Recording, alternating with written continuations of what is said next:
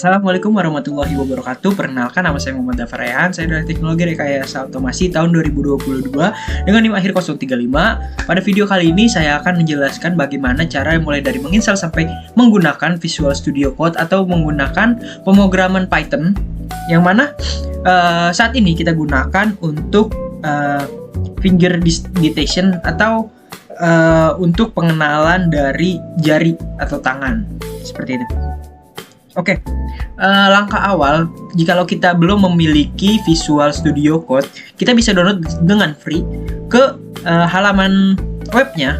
Kita tulis saja Visual Studio Code, lalu kita pilih paling atas. Oke, selanjutnya kita download for Windows. Oke, kita download saja seperti biasa. Jika karena saya sudah mempunyai, maka langsung saya next di step ini. Oke, selanjutnya kita sudah mempunyai nih Visual Studio Code. Oke, bisa kita buka. Nah, nanti tampilan awal seperti ini. Oke, sebelum kita memulai atau melanjutkan dari Visual Studio Code, kita harus mempunyai yang namanya file dari Python itu sendiri. Jadi kita bisa cari untuk versi terbarunya itu kita cari Python 3.10 yang ini. Oke, kita pilih saja paling atas. Nah, jika sudah di dalam websitenya, bisa kita turunkan ke bawah, terus kita scroll, lalu kita pilih karena saat ini device saya menggunakan Windows Installer 64 bit, kita bisa install saja. Oke, karena saya sudah menginstal, langkah selanjutnya kita buka lagi Visual Code. Oke, pertama kita pencet New File, lalu kita pencet Build File. Nah, jadi ini merupakan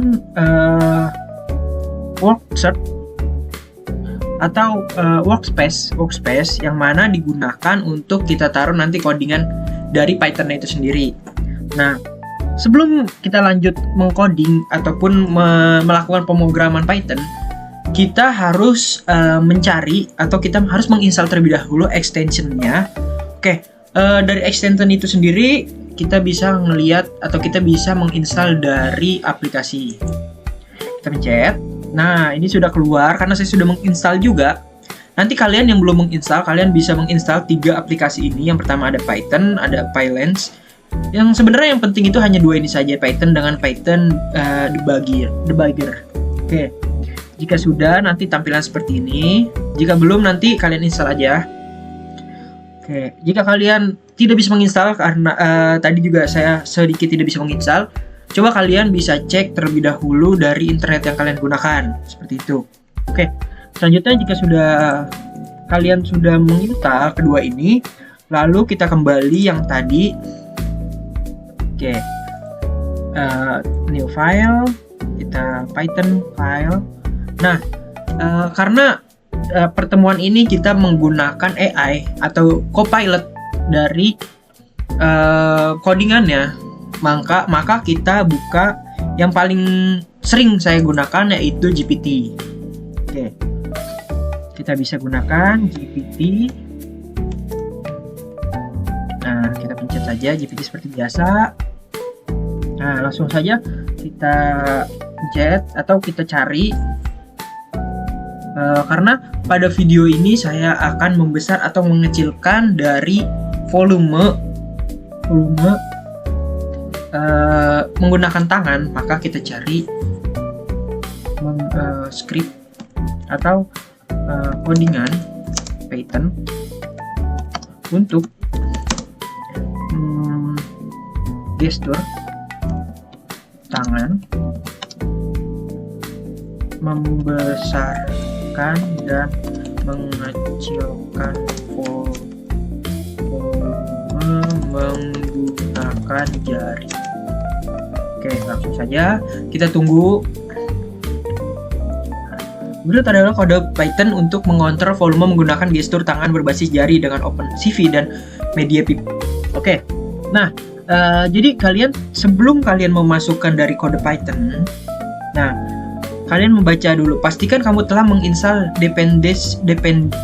dependensi berikut sebelum menjalankan kode ini. Kalian copy. Nah, di sini kalian buka di Windows kalian buka command prompt. Nah, kalau sudah kalian buka, tinggal kalian copy saja, Ctrl V. Nah, kalian enter. Nah, nanti keluar.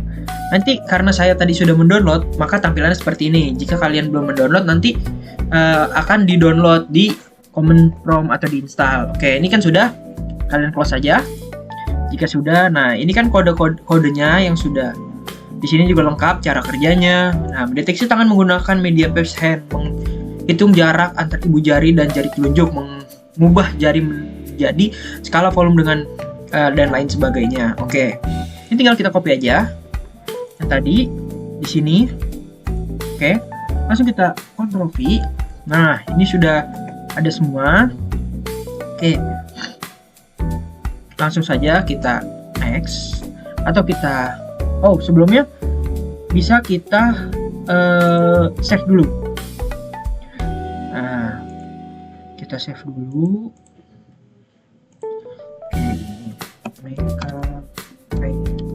Python.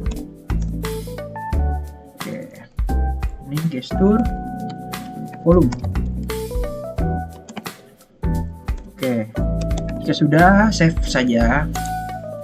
Nah, ini sudah ada gestur volume.py.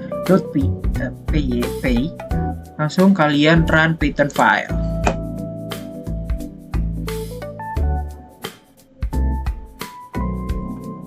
Oke, sebelumnya kita matikan dulu yang di sini. Kita matikan.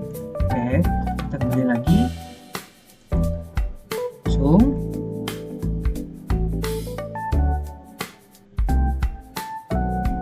Nah, ini kan sudah keluar nih tampilan kita nih. Tampilan kita sudah keluar, langsung saja. Nah, ini untuk membesarkan ini volume 1 kita besarkan. Nah, ini bisa kalian integrasikan juga nanti mau dari misalnya untuk audio atau untuk software lainnya itu bisa. Jadi kalau kalian mau gedekan, nah seperti itu. Oke. Untuk gestur volume udah selesai. Sudah bisa digunakan. Nah, mungkin kalian mau yang lain nih, mau ada misal digunakan untuk bermain seperti mini game. Kalian tinggal di sini saja seperti ini. Coding Python, gestur tangan, kita copy, gestur tangan, mini game.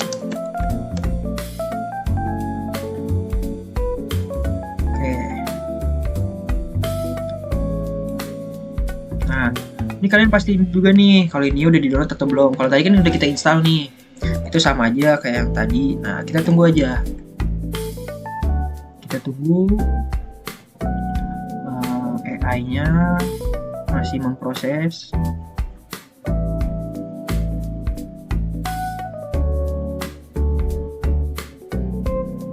Oke, terus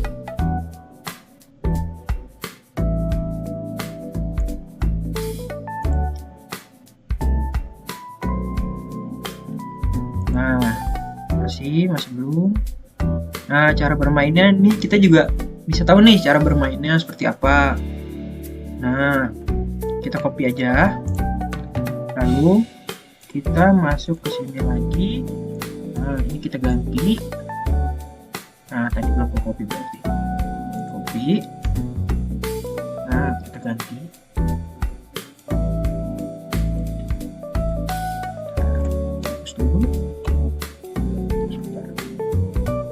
Salah, ini yang kita copy. Oke, kita copy. Nah, udah di copy, coba kita tekan, langsung kita run Python file. Kita tunggu sebentar, kalau nggak bisa kita klik lagi.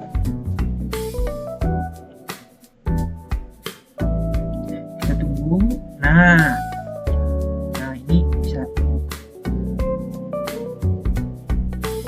Oh, tampilannya seperti ini. Nah, di kanan. Nah, gitu. Ini cara membuat dari mini game. Nah, itu bisa mendeteksi tangan kita. Mungkin kita akan menjelaskan dari maksud dari pemrograman Python itu sendiri. Oke. Yang pertama itu, di baris pertama itu ada CV, OpenCV, digunakan untuk menangkap video dari kamera, memproses frame, menggambarkan grafik ke dalam frame. Selanjutnya ada MediaPipe atau library dari Google untuk deteksi dan pelacakan objek. Dalam hal ini digunakan untuk mendeteksi tangan dan landmarknya. Oke, selanjutnya ada NumPy. NumPy digunakan untuk operasi matematika, misalnya menghitung jarak antar dua titik. Selanjutnya ada PyCharm. PyCharm digunakan untuk library yang digunakan untuk mengontrol volume seperti Windows. Selanjutnya ada ComptPaste, Cast, dan Pointer, modul yang digunakan untuk melakukan casting pada interface COM agar bisa mengakses pengaturan volume. Selanjutnya di instalasi MediaPipe hand itu ada MP underscore hands menunjukkan ke modul tangan dari MediaPipe. Selanjutnya ada hands, objek yang digunakan untuk mendeteksi tangan dan mengatur tingkat keyakinan minimum agar deteksi dan pelacakan tangan dianggap valid. Selanjutnya adalah MPDraw, ada utility dari MediaPipe yang berguna untuk menggambar landmark dan koneksi antar landmark pada frame video.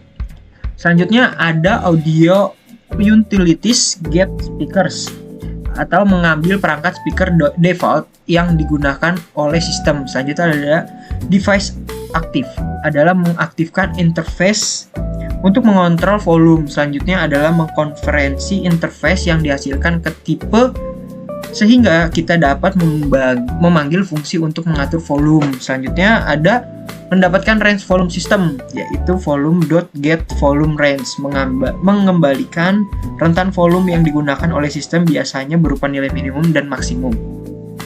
Selanjutnya ada min_vol_max_vol. Nilai-nilai ini kemudian digunakan untuk mengubah nilai jarak antar jari ke dalam skala volume. Selanjutnya adalah membuka kamera atau di situ pemrogramannya adalah CV2.VideoCapture 0. Nah, di sini kalian bisa, misal kalian ada beberapa kamera, itu kalian bisa ubah dari 0 ke 1 ke 2 dan sebagainya. Itu untuk membuka kamera default, biasanya kamera internal laptop untuk mengambil video secara real time. Selanjutnya adalah proses utama atau looping pengolahan frame, yang mana loop while selama kamera terbuka setiap frame akan diproses. Selanjutnya ada cap.read, mengambil frame dari kamera jika pengambilan frame gagal, misal kamera putus atau loop akan dihentikan. Selanjutnya ada konversi warna frame, yang mana CV2.CVT_color, yang mana mengkonversi frame dari format BGR default OpenVCS ke format RGB karena MediaPipe mengharapkan input gambar dalam format RGB. Oke. Next. Selanjutnya proses deteksi tangan atau hand.process menggunakan model MediaPipe untuk mendeteksi tangan dan landmark pada frame yang sudah dikonversi. Selanjutnya, jika terdeteksi landmark tangan, result.multi_hand_landmarks itu untuk menyimpan daftar landmark dari tangan yang terdeteksi.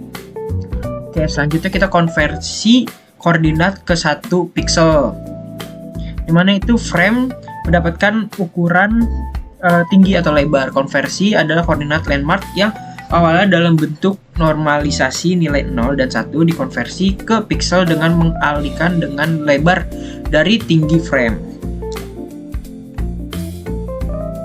Oke, selanjutnya ada CV.WhiteCale yang mana menunggu selama 1 milidetik untuk mendeteksi input dari keyboard, dan ada ORD_Q. Jika tombol Q ditekan, loop akan dihentikan dan program berhenti. Selanjutnya adalah membersihkan dan menutup kamera atau cap down release atau melepaskan restore kamera, dan terakhir ada CV2.Destory all windows, menutup semua jendela tampilan OpenCV yang terbuka. Oke, kesimpulannya, Kode tersebut mengintegrasikan deteksi gestur tangan menggunakan MediaPipe dengan kontrol volume system menggunakan PayCow. Dengan mendeteksi jarak antar ujung ibu jari dan telunjuk, kode ini mengubah jarak tersebut menjadi nilai volume yang sesuai lalu mengatur volume secara real time. Selain itu, kode ini juga memberikan feedback visual pada video dan menggaris-garis lingkaran dan menampilkan teks volume. Oke, sekian video yang saya sampaikan. Kurang lebihnya mohon maaf. Wassalamualaikum warahmatullahi wabarakatuh. Semoga bermanfaat.